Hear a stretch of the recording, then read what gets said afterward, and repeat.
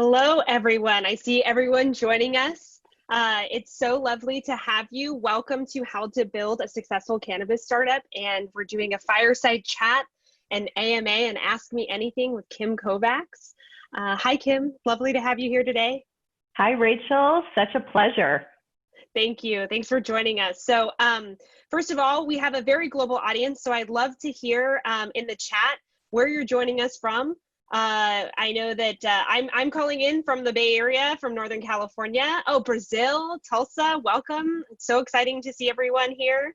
And so fantastic. So I'm not going to talk for too long. I'm going to introduce myself, introduce Kim, and then we'll get started asking some questions today and really talking about the cannabis industry. Ooh, Montreal, San Diego, welcome. Santa Fe, New Mexico, DC, fantastic. So I'm Rachel Shepard. I'm the Director of Global Marketing at Founder Institute and the co-creator of the Female Founder Initiative. The Founder Institute is the world's largest pre-seed startup accelerator. We've helped launch over 4,500 companies across 185 plus cities in 6 continents, and we've just surpassed 75 countries as well. So we're very excited to be helping as many startups as possible start, grow, and launch their companies. If you're interested in learning more about Founder Institute, we're currently enrolling across 6 continents, and you can learn more at fi.co/enrolling. And thanks for answering our first poll question today. We just want to learn a little bit more about what brings you here today. So please do let us know. Here with me today, I have Kim Kovacs. Kim is the CEO and most recently appointed to the board of directors for the Arcview Group. The Arcview Group plays the trail for cannabis investments and is the largest and first vertically integrated firm servicing the industry. As a trusted global leader and nexus for investors, companies, entrepreneurs, money managers, and community, Arcview provides an expansive ecosystem that delivers a broad spectrum of programs and services to the industry. Kim is a multi-time founder and executive with expansive experience across many sectors, having raised more than $100 million in equity capital for these ventures. Kim has also served as a pitch competition judge on numerous panels and has invested in early stage startups with a particular interest in female founded companies. That's why Kim and I get along so well. And also she's also been a mentor and speaker for Founder Institute in Orange County. So we're super excited to have Kim with us today. Kim, is there anything you'd like to add? Now, there we go. First of all, shout out for SoCal. So I'm in Orange County, California today. So nice to see we got a couple of people from the area. At least I saw San Diego. But anyway, yeah, thank you so much for letting me be here today and talk about sort of cannabis and investing and getting a startup going in cannabis, or even if you have a startup in cannabis and kind of what you need to do here. So, but anyway, I'm just thrilled and love to start unpacking, what this industry is all about, and kind of especially in light of COVID. But just a little bit of background about myself. So I've been a founder. I've sat in your shoes. I've raised a lot of money, over $100 million for companies that I've either co-founded or founded, and I've had 6 exits. Now, not all of them have been just home runs or anything, but they've all exited, whether that's a flat, a negative, or some positives. And that allowed me to become an angel investor. And so I started doing that in 2012, and actually started a group for Golden Seeds in Southern California. And so started a female-centric chapter there. And we invested in a lot of great female-founded companies. So that was really my foray into angel capital investing. And now running with Arcview is such a pleasure for me because I was a member first. And then I joined as their president and now CEO. Fantastic. Awesome. And we'll be sharing some links in the chat too, if you'd like to learn more about Founder Institute or Arcview as we continue to discuss today. So Kim has generously provided her time to give us some insights and tips on overcoming the very unique challenges associated with the cannabis industry. And we're going to talk a little bit about founder success stories, how to raise funding, and a lot more. And so to kick it off today, about half of our attendees here are thinking of launching a cannabis startup. And so since we have a few people who are at the idea stage, would you mind sharing some gaps or opportunities you've seen in the cannabis industry? Yeah, so hopefully I don't dissuade you from starting a company after all this. It is a tough one. And the first thing I'd like to say about sort of starting up in the cannabis space is that it is for not the lighthearted. There's a lot to sort of overcome in this industry, not just the typical, startup grill and mining for capital and various other things, but, there's a lot of other layers of complexity for cannabis businesses in particular, because of the industry that we're in not being federally legal, or being federally legal for hemp, but yet still layers of FDA regulations and other things. And so, for starting a business in the cannabis space, you really have to think of, a few things before you really get started. And the other part of that too is it is pretty capital intensive, because you do have these layers that you have to walk through, like licensing and different things that you have to really understand, before you really jump into this industry. So why don't I kind of get started on a couple of things, to kind of look at as far as where the industry is now and what I would do in light of COVID, especially because those have also created opportunities in this space. So the first one is that, with COVID, cannabis is deemed an essential business. And there were, that was kind of a little bit of a push-pull. And I would say not all markets in all states said that, but the majority of them did, especially that have medical only versus rec. And so that's the first distinction, is there's medical licenses in different states, and then there's recreation. So there's only allowable 11 states that have recreational licenses. So that's basically anybody over the age of 21 can go into a dispensary. They can buy cannabis, through a regulated dispensary.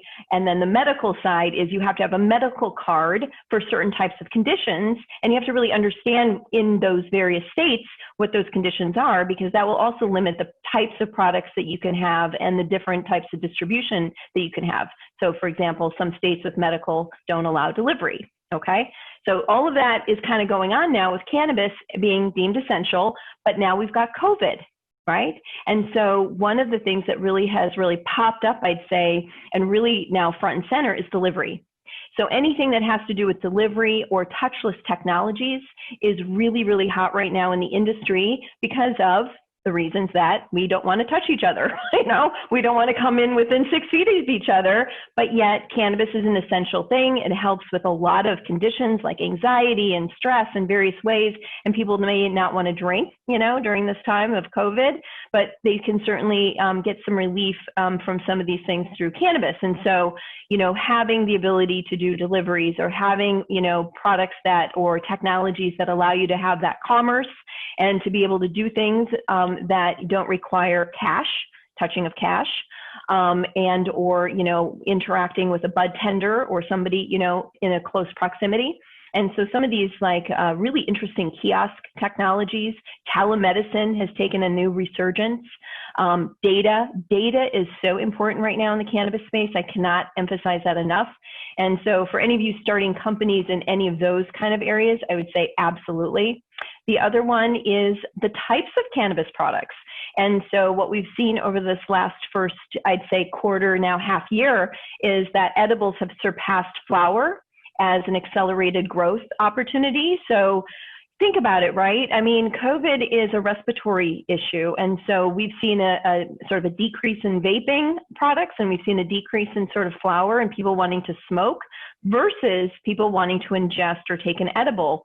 The other thing that we've seen is that the actual consumer has shifted. So we're seeing a lot more boomers and older people who are concerned about their health and wellness now trying cannabis, sometimes for the first time. So one of our members, it's a company called Caliva. They're a really big operator here in California, and they saw a 600% increase in this net new market, this boomer market, just in the last few months. So if you're starting a company and you're thinking about doing a product-based, a CPG company, really look at who that new consumer is right now and start to really understand who they are, what types of products they want to consume, what kinds of things are they looking to solve, like sleep, stress, anxiety, pain relief, these various things, and really honing in on that customer, which I'd like to talk about a little bit later. So those would be my areas. I would also layer in one more that I think is kind of interesting, and this just popped up yesterday, so that's why I'm going to mention it. The FDA is starting to go out now for new comments on their guidance on the use of cannabis, THC, and cannabis hemp, and things that then could be included in some new things for research. So I think we're going to start to see the opening up finally of research in the cannabis space that has been very limited because it's been a scheduled drug. And that's really awesome because, as you said, data is a huge piece of the puzzle that needs to be grown within the cannabis space, and research is really, it's going to make a big difference in that and help answer some of those questions. What are people using it for and why? Yeah. Right? Awesome. So I kind of along those lines too, I wanted to see if there were any specific opportunities within CBD or hemp. So there's for people who are just now learning, there's many layers to the cannabis industry. As you mentioned, hemp is federally legal, but then there are other layers that are not. Any specific thoughts regarding CBD or hemp versus THC products in terms of opportunities in the industry? So I think the barrier to entry on a CBD line is pretty low. You can get distillate, you can get raw material products, you can get labeling done, you could get a website up, and you could probably be in business for $10,000. Now, you might not be in business for long because it is a very crowded space. So I don't know if you've Googled, CBD products lately or gone on to any Instagram page, but basically everybody's kind of, talking about their next new greatest CBD line, and it's hemp-based, and they can do interstate commerce, over the web, take credit cards, get a bank account, these sorts of things. And so it's a very crowded space. And what is interesting about the hemp plant is that there's over 25,000 uses for hemp. And CBD as a single isolated molecule out of the hemp plant is going to be the least exciting as we move forward. So if you're really looking at, I would say, both CBD and hemp in particular, not talking about THC, but CBD and hemp. So CBD itself, as some of you may or may not know, is one of about 150-ish cannabinoids that we've identified. And so it is just one. And we extract that one out of the hemp plant, leaving all the rest of those really great cannabinoids sitting there in the plant. And so a lot of people say you don't get the benefits of, the holistic part of this entourage effect of all these cannabinoids. And so CBD itself is an isolated thing, definitely has some efficacy, but, in a whole plant situation, you're going to see a lot of difference. That's why, in a lot of ways, just that CBD extraction molecule isn't worth a whole lot as we start to synthesize. Because if you can synthesize just that CBD molecule and get the same benefits as you would from a hemp plant, you might as well use hemp for one of those other 24,999 uses. And those include things like fuel, renewable fuel, feed and feedstock for animals, fiber. So there's hemp clothing. In fact, Levi's just announced they're coming up with a hemp line of jeans. They can be used for other types of materials like plastics and rubber. It can be used for making batteries. There is so many things that hemp can be used for. And, I don't know if people know this. I didn't before I started getting into this industry, but hemp was the first crop here in the United States, actually before we were the United States. So hemp was, in fact, our first dollars were printed on hemp paper. So hemp has been around for a very, very long time and really an essential crop for many in the world and global. And it's also legal in most places globally. And so, I would just say from CBD, I would almost take the CBD kind of portion a little bit out of that and look at the other things that are emerging from hemp and where can you go as an entrepreneur and find those little pockets of opportunity that haven't been really inundated like the CBD topical cream or the CBD tincture that you can find now at any Mother's Market or Whole Foods. Wow, that's incredibly insightful. And it's, you don't think about all of the different ways that hemp can be used and what that could mean in terms of potential for markets. And Rachel, it is a great crop. It's very sustainable. I mean, it's a weed. They planted it around Chernobyl. It's a cleanup crop. right? So, I mean, it can grow kind of anywhere. And like I said, it's so valuable. And because it's an efficient crop, it doesn't require as much water. It doesn't require as much energy to grow. You don't have to have it indoors. It's not as sensitive as growing a THC marijuana strain, right? And so, yeah, really fascinating stuff. By the way, we're having August is our hemp month at Arcview. And so we're going to have a lot of programs and different things for people out there and others. If you're interested in hemp, check us out for August. Awesome. Thank you. And then I wanted to ask too, if people wanted to learn more about this industry and they're really just digging in and they're joining us today to learn a little bit more and they want to learn about all of those opportunities and what percentage of companies are out there. Because I know, as you mentioned, there's a crowded space, and even in pockets where it's legal, there's often a lot of crowding as well, I think, in terms of certain technologies. Where can people go to learn more about this industry as a whole and opportunities? Well, Arcview, of course. Yeah, so we've been around for 10 years, and a lot of people don't realize that. You know, we were really the pioneers of, you know, creating this playground for investors and companies to come together. They did it all in person before. So we'd have these great events, you know, people could kind of like, we would say just collide, right? They'd bump into each other. They'd start talking about these different things, and they were able to fund companies that way, start companies and all these sort of things. And back then, 10 years ago, I mean, most of the states were still illegal, you know, or just emerging with their programs. And so there wasn't really a lot of places to go for information either. And so, you know, we're really a trusted source, but there's a lot of places to get educated. And I would say that is absolutely key. So one of the things that we started several years ago was a part of Arcview called Arcview Market Research. We did that in conjunction with BDS Analytics. Literally, that is the market. So if you're looking at where market trends are, where they're going, where the predictions of net new things are, definitely check out BDS Analytics, check out Arcview Market Research. I would also join and start looking at joining other organizations like NCIA, which is the National Cannabis Industry Association. So those are organizations that also promote various different ways and means of learning about the industry, and then just doing a ton of research. I mean, there's, you know, Leafly magazine. I mean, there's all these different places that you can start to really unpack what you want to do in the industry. The other thing is really understand the regulations, because, you know, if you're going to be in one of these regulated markets, you got to really, really understand those regulations and surround yourself with people that do. So there's one more I'm going to do a shout out for. It's called MPP, which is the Marijuana Policy Project. And what they do is they actually start to identify net new markets and also help craft the regulations around them. So they're just a wealth of information about what kinds of regulations exist. Is it a limited license state?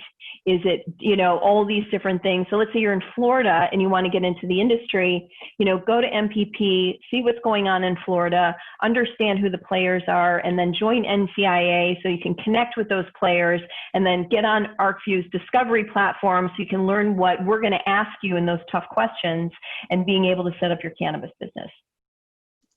Fantastic. Thank you for all those amazing resources. I think that'll be a next action step for a lot of people on the call today. And then really briefly, one more question on trends is regarding any trends you're seeing on a global scale. So of course, a lot of the conversation we're having is somewhat specific to the US and state by state. But outside of that, we do have a global audience today. Any trends you're seeing on the global stage that you're really excited about? Yeah, actually, I love the global stage. I think this is like, you know, it's so fascinating to me, just like if you start to really look at the history of cannabis and like what sort of happened and how it sort of got into the Schedule I and all these weird things that happened in the sort of 60s and 70s. You know, there wasn't really a lot of, I would say, solid reasons why. It was very political. It was very much, you know, a penalty, if you will, for a lot of different countries, a lot of different states, a lot of different people who are using it. And I think what we've come to realize is that certain countries stepped in earlier, like Israel, Canada, to really say, you know what, this plant should be legal and we should be able to research it and we should be able to test and then get that data that we need to see if there's this efficacy that we all think there is, just anecdotally, right? that it's helping with these different things. And so those two areas of the world have been really pioneers in, developing. So Israel on the research side, Canada really on the commerce side of things. And so they've opened the door for all these other countries to say, wow, okay, so crime hasn't gone up, tax money you're getting, all these new research opportunities, all these new educational things, all these different ways and means to get, healing to people. And so literally country by country are implementing new laws like daily. And so we're watching Germany, we're watching things that are going on even in China right now. We're going to be coming out with a big research on hemp opportunities in China. The world stage is really opening up to cannabis. And if you think it's going to be just a US-based thing, it's not. We're going to see these sort of, centers of excellence emerging and quickly about, where are the best areas in the world to grow, right? Where are the best areas in the world to cultivate or to make products or to do distillates or to do, different oils or different things. And so those are going to start to happen. And I think, honestly, this sort of thing of COVID, of being more connected with Zoom and other platforms, right? We're already global. Look at the people here. You guys, I would have loved to have said I'm going to go, to, the Netherlands or something and go check out what you got going. But realistically, probably not, right? But now we can. And so now we can share, the journeys that, our investors have taken or our companies have taken in the US and what they've done right and what they've done wrong. And then a new emerging market in the Netherlands or Belgium or wherever, right, can start to use those as a playbook. Yes, that global knowledge share can really do a lot, and we've experienced that with Founder Institute. It's really huge and can move an industry forward much faster. And I see Craig in the chat is advocating for Australia and New Zealand being a great spot for cannabis companies in the future. Absolutely. Yep. Keep putting your questions in the chat. We're going to collect all those, and we're going to take a lot of questions from the audience too for Kim as well. We're going to touch on a lot of things as we continue to move through some of our questions, which we kind of talked about this a little bit, but next up is, what are some of the unique challenges that founders will face if they start a cannabis startup? Well, I think I mentioned a couple of them at the beginning, which is, you got to really understand, not just the market and everything else that you're going into, and with open eyes. It is tough. You're not going to have the same kind of P&L because there's this little thing called 280E in the United States, which basically says that because you're operating a federally illegal business, we're going to treat you like a racketeer, and we're going to charge you like this crazy amount of tax, and you don't get to write off stuff like you would normally do.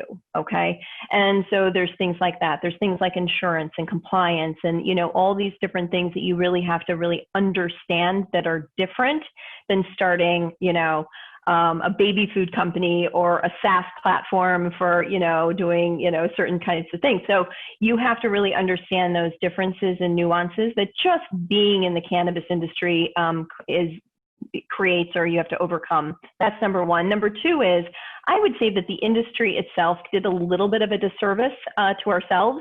So back a couple of years ago, when I first started investing in cannabis, this is a true story, I swear to God. I was approached by somebody. They said, I have this, the SaaS platform. It's an ERP system. It's a point of sale. It's great. We've got 100, dispensaries online. We're closing our round in a week. And if you're in, you're in. If you're not, you're not.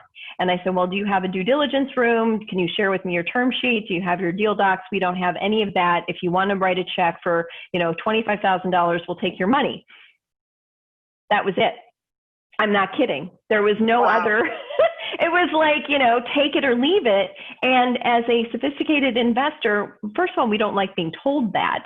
And number two is we almost were forced into this sort of uncomfortable position because there were a lot of deals that were getting funded by a lot of people. And it was at the time, the buyer's market, right? And so if we wanted in on the deal, you just did it. And thank God a couple of them worked out. One of them didn't, right? Because I made, my own decision. I should have listened to somebody else, probably from Arcview. But that's the other thing, is that has changed. Okay, so if you're thinking, or if you started a company like 2 or 3 years ago in the cannabis space, and you're going to come to a group of investors, even Arcview investors today, and you're going to have that kind of an attitude, it's not going to happen. We are going to do due diligence. We're going to have the same checklist that any other VC or angel group's going to have. We're going to take our time. We're going to get to know you. We're going to really challenge you on all those assumptions and everything else. So now we're leveling the playing field with every other type of investment out there. And we're also asking you to be an expert in the industry in which you're in, which also then includes that regulatory layer and all the other things that have to do with cannabis. So back to what do you do is you need to really understand what we're going to ask for. And I would say that's what our Arcview Discovery program is all about, because we're just going to tell you right then and there what we're going to ask you for, and then you're going to be ready. So when you come in and have that conversation with us, you're going to be saying, I already know that these are the top things you're going to look for.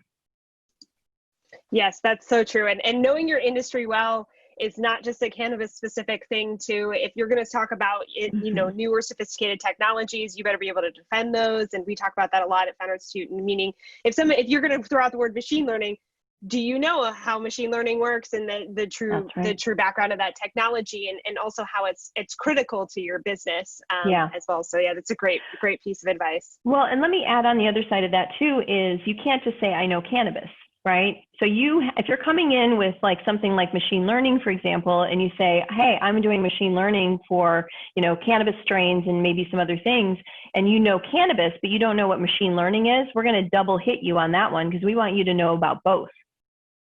Right. Exactly. Right. Yes. Know your technologies well, founders. It's very important. And so next up, I want to talk about a little bit, we touched on the global pandemic and some of the changes that it's progressed some technologies.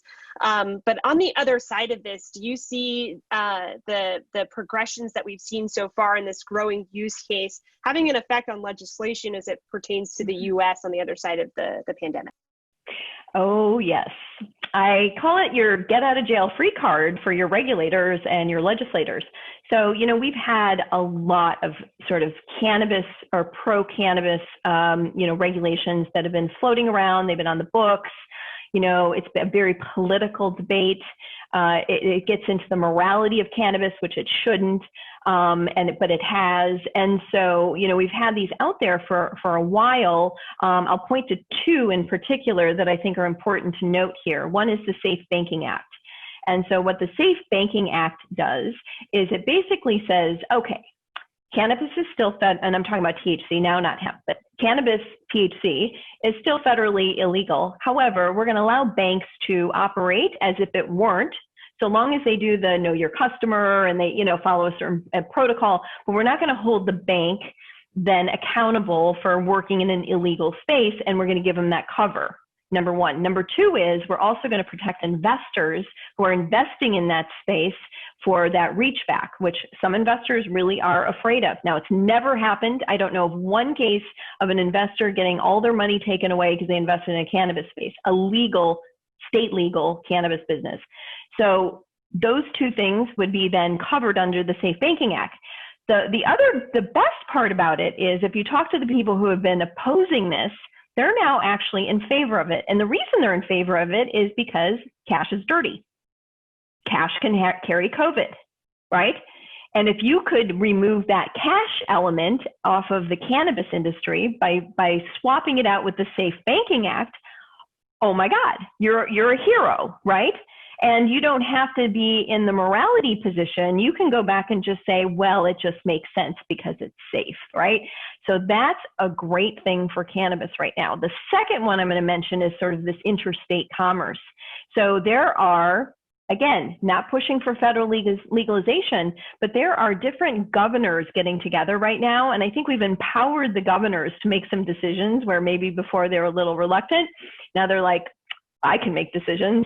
And so now what they're doing is they're getting together in these multiple states and they're going to say, well, New York to New Jersey, we're just going to have free trade between the two of us. Oh, we're going to add in Connecticut and we might add in Massachusetts. And we're going to have one area where we are allowed to share, because right now the way cannabis laws are written is the state is isolated. So if you grow it in California, you have to sell it in California.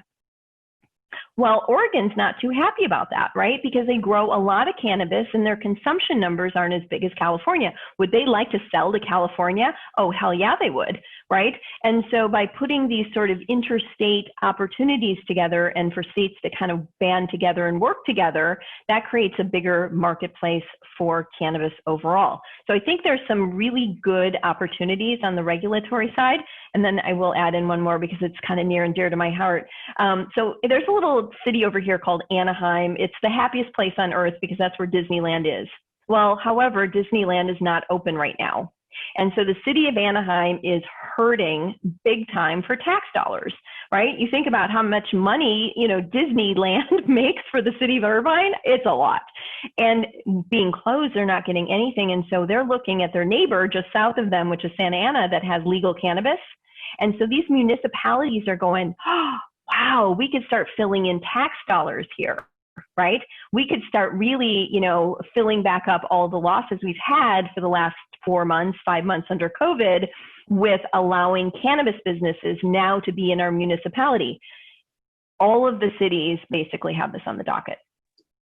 Wow. So we're seeing movement at the municipality level, not even just at the state level, but just across counties, et cetera, are starting to move and seek the opportunities associated with post-pandemic opportunities as far as cannabis goes. Yep. That's amazing.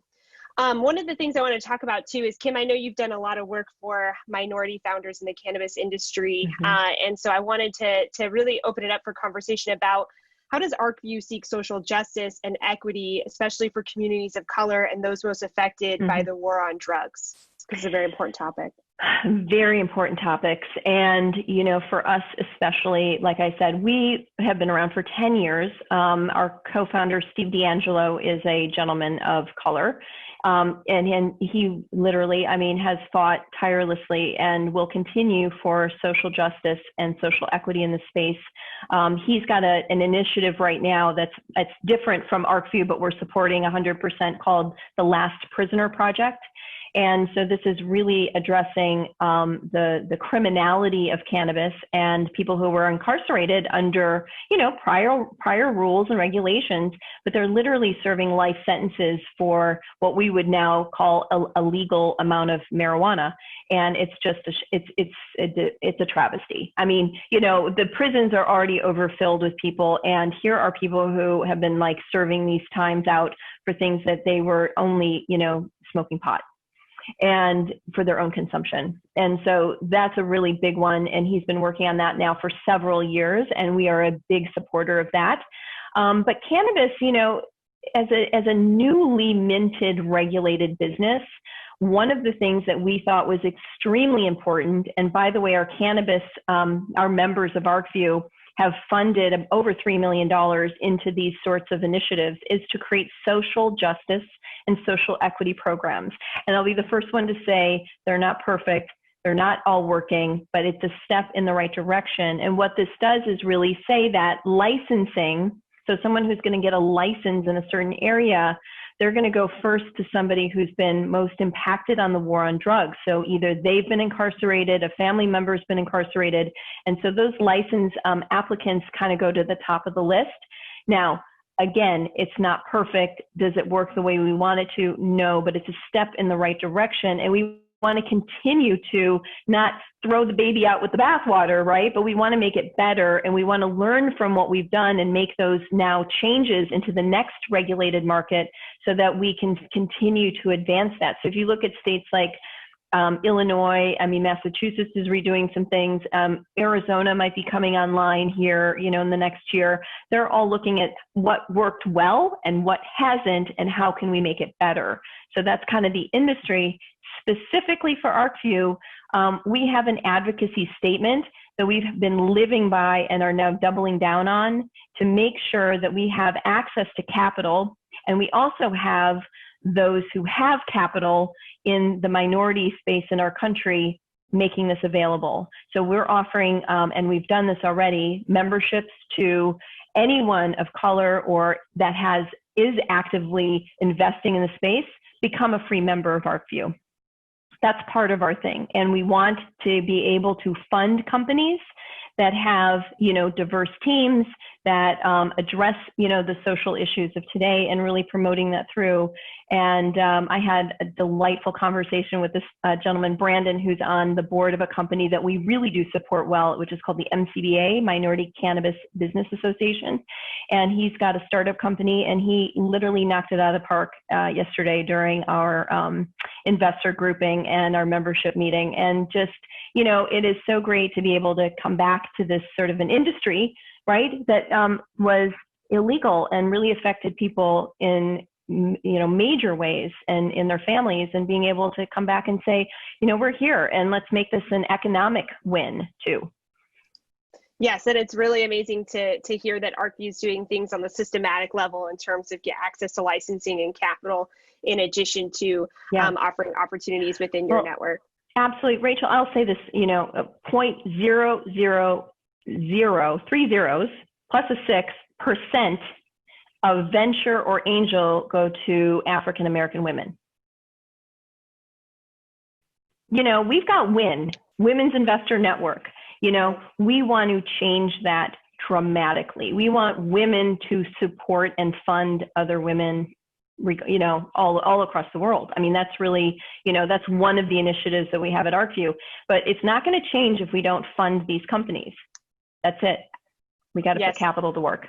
Absolutely. And African American women is the #1 growing entrepreneurial group in the United States as well. So we need to get more capital into their hands and funding their businesses. Absolutely. And sort of speaking of capital, to kind of piggyback on that for a second, what are some of the unique challenges associated with fundraising for cannabis specific startups? Well, we all know fundraising isn't easy to start with.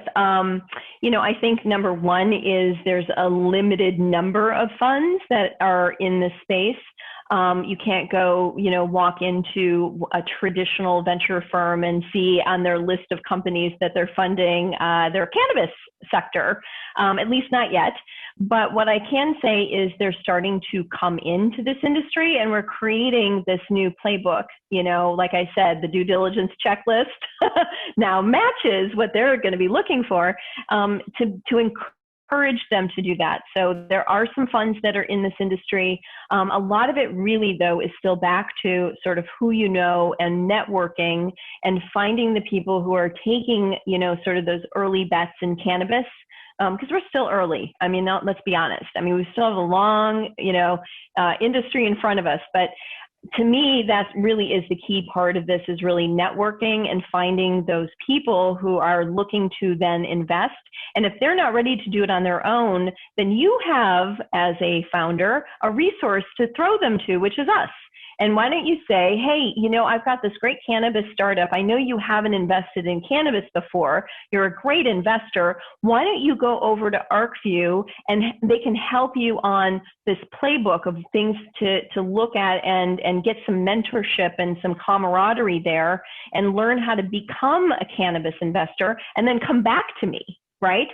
Because to me, when I was raising money, one of the things I always tried to do is connect on a personal level with whomever I was raising money with, and try to be a resource for them too, right?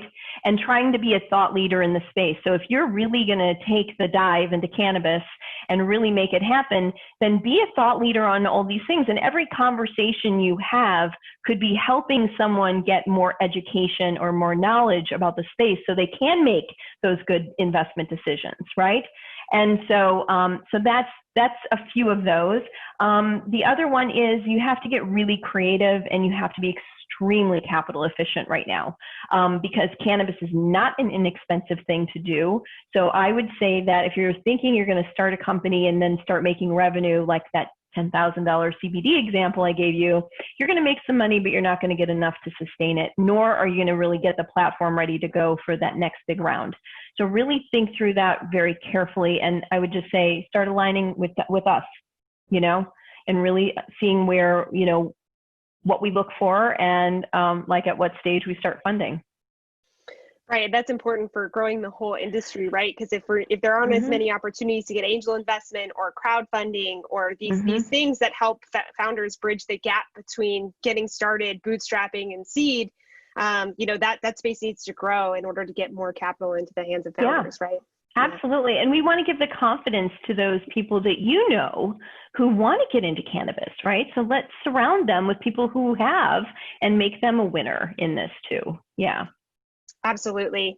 And so Arcview, you mentioned, is the Women Investor Network, which was created by Arcview to bring more women investors, companies, and products to the forefront of the cannabis industry.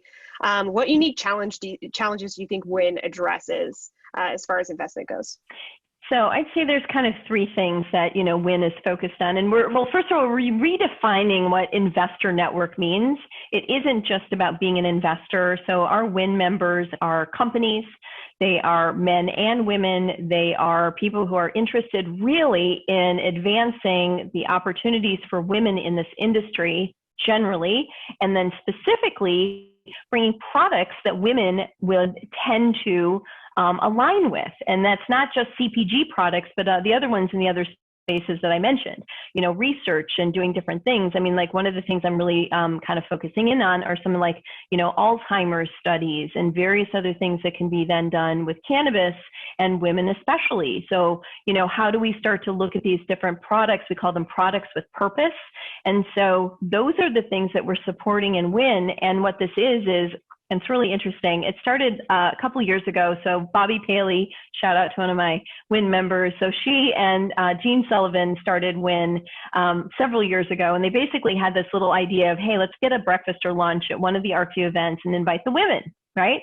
And so it started off that way. And at first there were like, a handful, 10, 20, 15, whatever. Then it grew to 50, then it grew to 100. And all of a sudden we were like, the biggest part of the Arcview event was this WIN lunch, And so when I came in, I said, that is what we need to do. We need to really focus in on this opportunity for women to collaborate together. So that's the number one thing that WIN does, is it allows women to come in at different levels.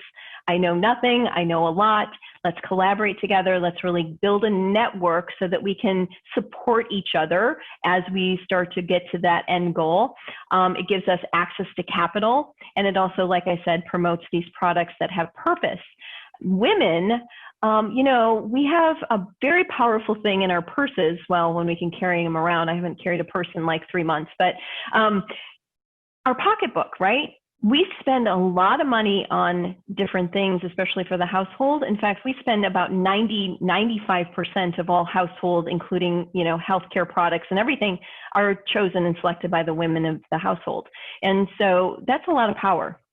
I mean, that's a lot of power. So if we decide what those products need to look like, we start to fund those kinds of products. I mean, that to me is the WIN in part of the WIN network. That's fantastic. Yeah, my mind always goes to women's health and the opportunities you talked about that cannabis can address in health and telemedicine.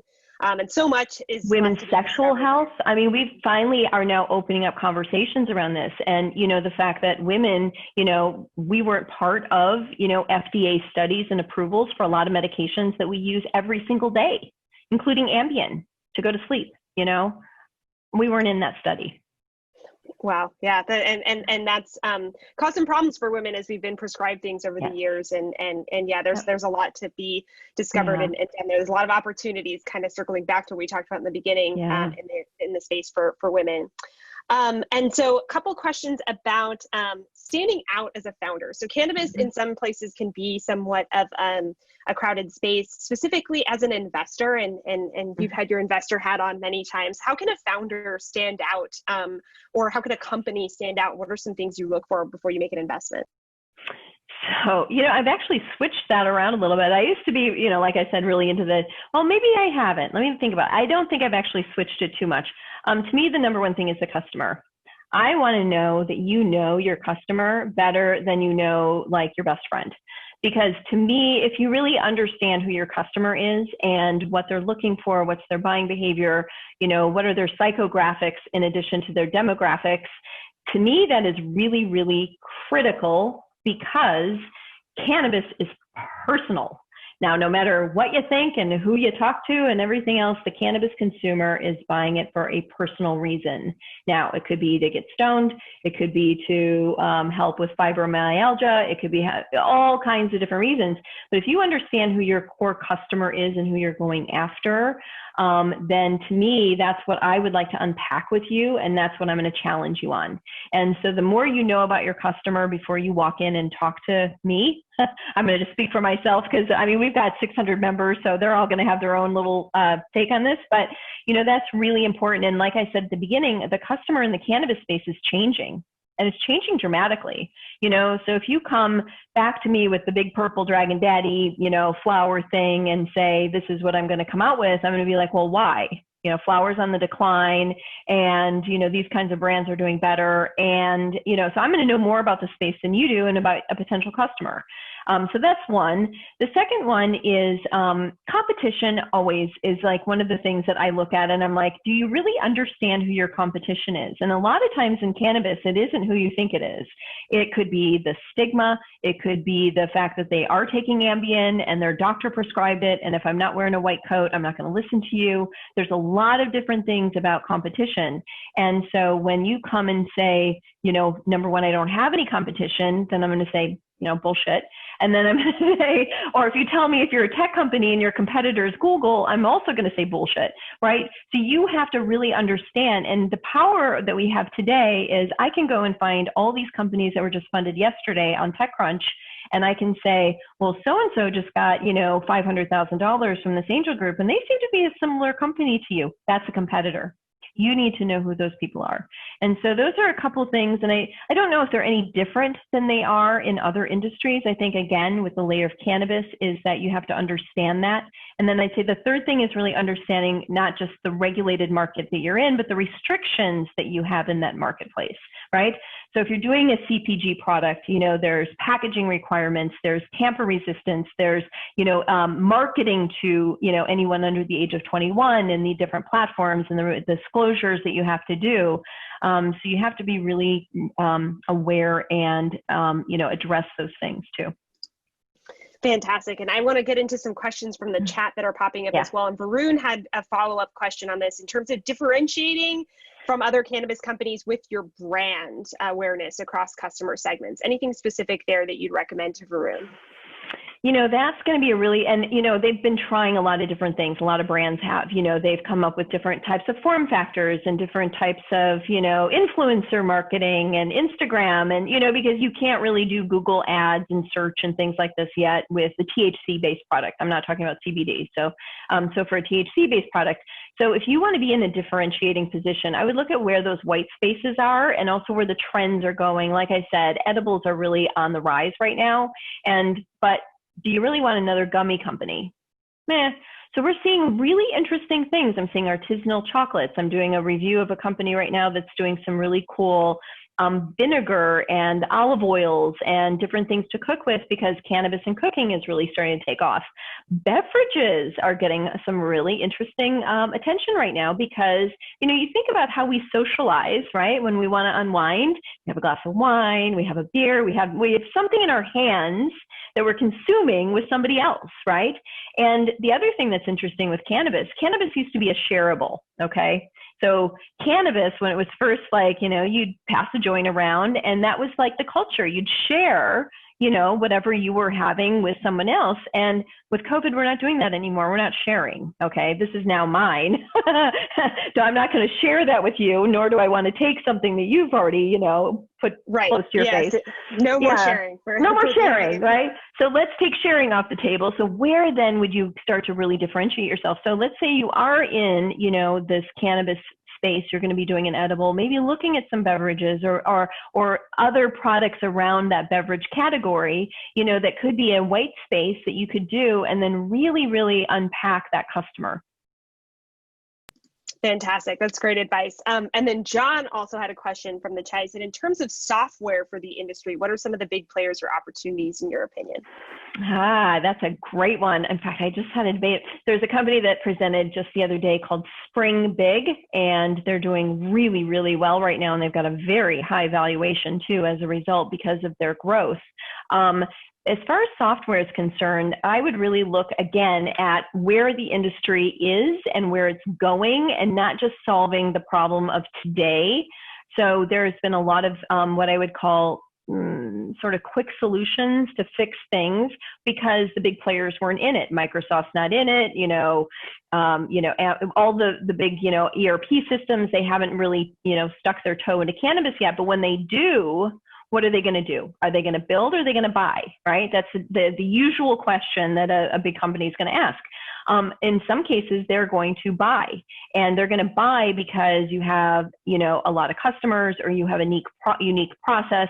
So let's say you're starting a point of sale system, for example. Well, first of all, there's a lot of solutions in there, but maybe they aren't doing APIs as well as, you can do, right? Or you have a tech team and you're going to put it on a different tech stack than what's in the industry right now that will be very attractive to somebody like a Microsoft or someone who might want to come into this industry. So really look at what your end game is, especially on the technical side, and then really address that. Data, AI, big time opportunities. There's some things in Bitcoin and I just lost the other word of that. What's the contract side? Oh, yeah. That word. Oh my gosh, my brain's full. So there's a lot of other things that are now starting to come up. Compliance also is going to be a really big one. So you think about all these net new markets coming up, and there are some players in that, but they are now just really on the seed to sale. But there's other areas of compliance that are popping up. QR code technology, interestingly, taking a refresh, because a lot of companies are putting their QR codes on so they can do their compliance work through that. So there's a lot of different areas to look at on the technical side, but I would say whatever your core areas of expertise are, start looking at who's there. And again, find those spaces where either nothing exists or you can really knock it out. Awesome. And Craig kind of had a related question too. He was saying, what are the opportunities for international business development for non-plant touching companies? And he mentioned software and medical vape, but I know you mentioned that vape's on the decline due to COVID. So any thoughts on international business development for cannabis companies? That's a tough one too, because, if you think about it, US-based investors already have to overcome getting into the cannabis space. And now you want to put them into an international situation where the markets are still evolving and things around that. I would say that, from an international point of view right now, I would really be looking at international and how do you play internationally. There's things, but there's so much to do here in the US. I would really be a very if I were a US-based company, I'd be very US-centric right now. I would have a part of my plan to get into a global situation, but even just getting from one state to another is somewhat complicated, right? Well, for non-plant touching, never mind. That's plant touching. For non-plant touching though, it's still an adoption state by state. So let's take that software for an example, right? If you're in a medical only state versus an adult use, you're going to have a different basically set of software or different software that you're going to be running your dispensary business on, because you've got to verify medical licenses. You've got to be able to maybe tap into the telehealth so that you can provide a medical license to somebody who's a customer who doesn't have one. And so there's various, parts of that are nuanced. But, there's a lot of opportunities, I would say, to start building locally and then having applicability globally, especially for the non-plant touching.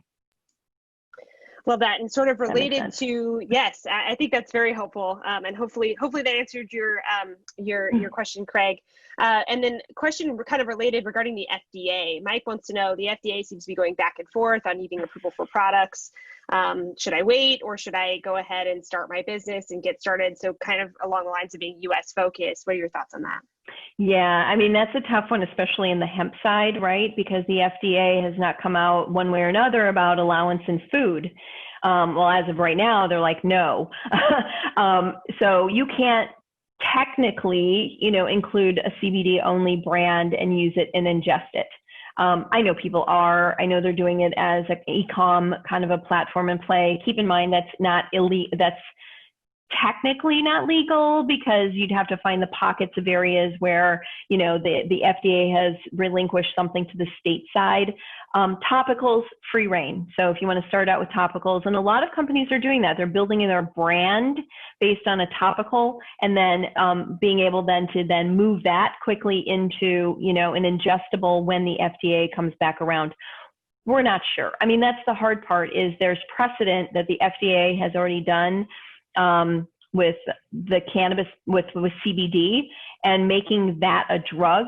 And so now there's a precedent of that molecule being in a drug in part of that FDA process, to go back and now put it in as a nutraceutical or a cosmeceutical or various other things like that. That's going to be a little challenging for them. So they're going to have to really figure it out. I think this is kind of an opportunity for FDA to redraft some things that they've been, you know, probably wanting to redraft for a while now.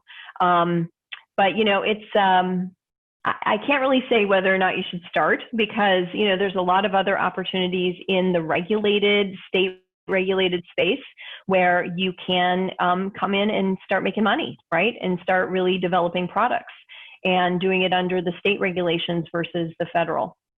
It's the benefit of being a startup, right? Is you can be somewhat nimble as things develop. So I usually, you know, a lot of founders ask if they should wait to see how COVID plays out. And I think that that's a hard thing to do, that everything's changing every day. And so I think, but as startups, you can be flexible and yeah, pivot. I mean, that's exactly right. I mean, if you can be really flexible and pivot, and or you can really have in your A, B, and C plan, right? If this happens, go here and pivot this. I hate the word pivot, but it seems appropriate in COVID.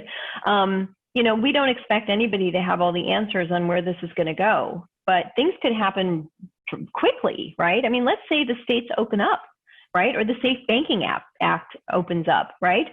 I mean, all of a sudden you're going to see an influx in capital in this industry that you've never seen before. Yeah, I would want to be there. Quickly. Yeah, things can change very quickly. So we have some more poll questions coming up. So please feel free to give us some feedback on those. We're just interested in learning more about how we can help you, and hopefully we've answered some of these questions for you today.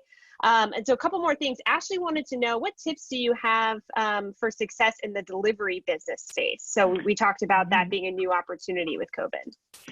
Yeah, so the success in the delivery space is going to really depend on who and how you're licensing with, you know, so are you creating an opportunity for just a marketplace and a brand? Do you have your own license and your own delivery license?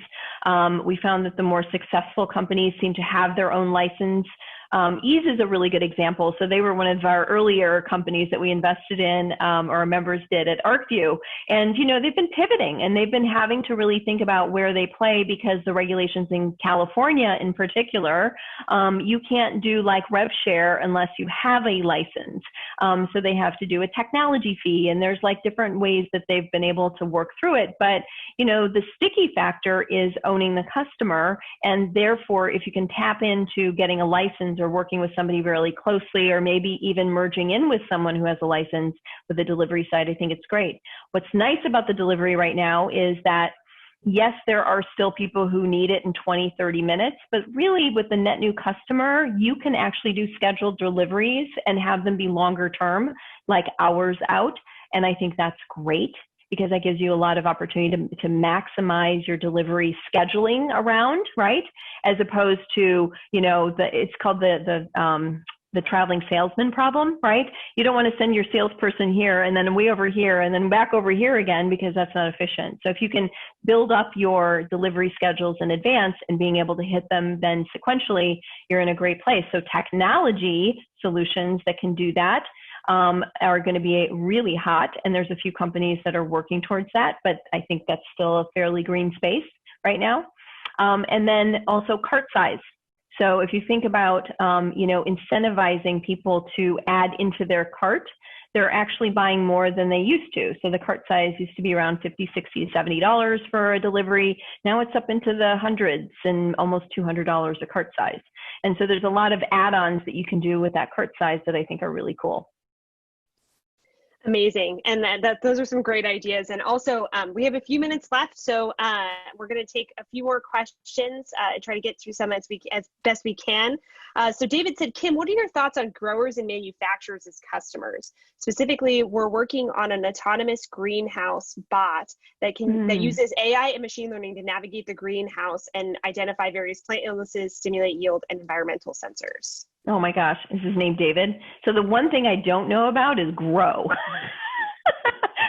So that was actually the first investment I made, was into an ag tech company that had like this really cool thing for like helping plants out. And because I didn't know anything about grow, they literally treated the plants and they killed them all. Oh, that was my first cannabis investment, and it literally lasted like a month, and I lost money because I didn't know about it. But what I can say is that, there's still a lot there on the grow side, and especially on, efficiencies and different manufacturing processes and different things like this.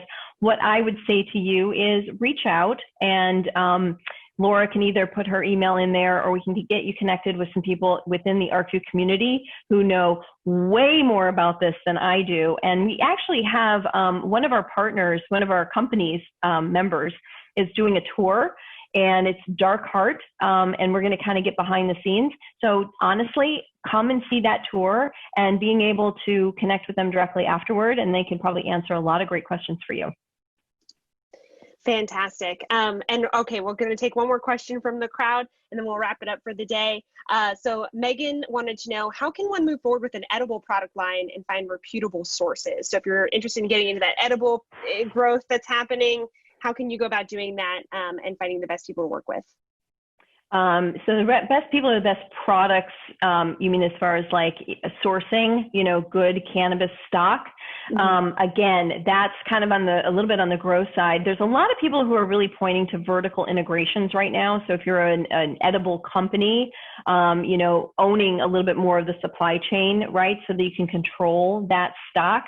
That's a tough one because, this plant is a unique plant. And that's why, the lab testing is required at each batch level, because it does vary. And that's one of the things that has been a real challenge for the industry, is sort of consistent dosing and being able to get to that lower level dosing, because the margin of error is still 10%. So let's say you have a 2.5 milligram THC product, you only have 10% of 2.5 milligrams versus 10% of 10 milligrams is a bigger variation, right?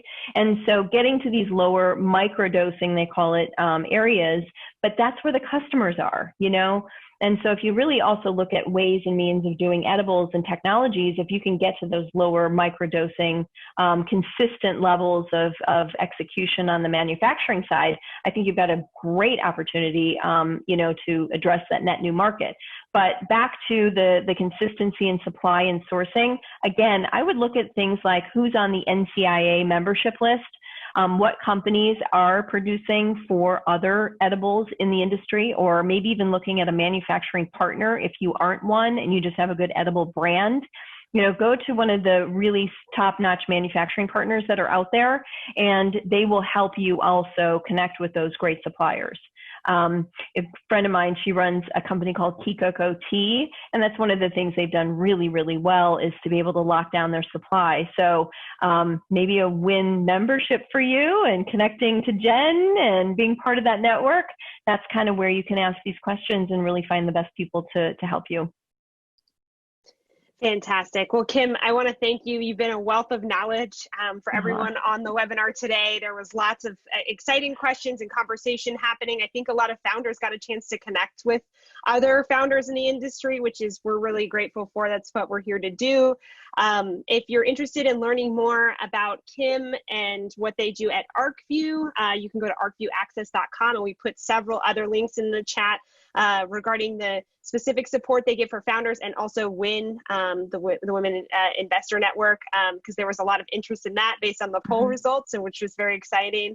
If you're interested in learning more about Founder Institute and you have a pre-seed startup, we'd love to learn more about you, and you can see if we have a program near you. Of course, all of our programs are virtual through 2020, but if you want to see if there's a program nearby, it's fi.co/enrolling.